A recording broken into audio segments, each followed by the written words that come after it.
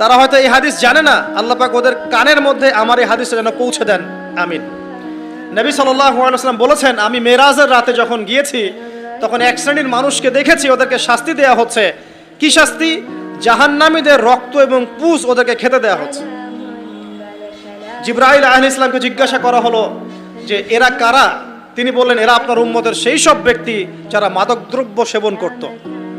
আল্লাহ রাব্বুল আলামিন তার হাবিবের মাধ্যমে জানিয়েছেন, যখন কোনো মুসলিম মাদক সেবন করে বা কোনো ব্যক্তি মাদক সেবন করে তখন 40 দিন তার নামাজ কবুল হয় না।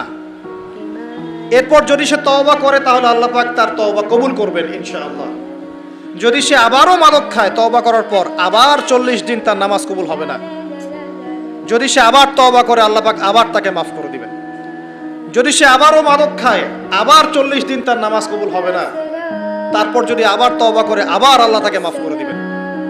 এরপরেও যদি সে আবার মাদকদ্রব্য সেবন করে, নবী সাল্লাল্লাহু আলাইহি ওয়াসাল্লাম বলছেন তাকে আল্লাহ রাব্বুল আলামিন পরকালে মৃত্যুর পরে তিনাতুল খাবাল পান করাবেন। তিনাতুল খাবাল। জিজ্ঞাসা করা হল, ইয়া রাসূলুল্লাহ, তিনাতুল খাবাল কি জিনিস?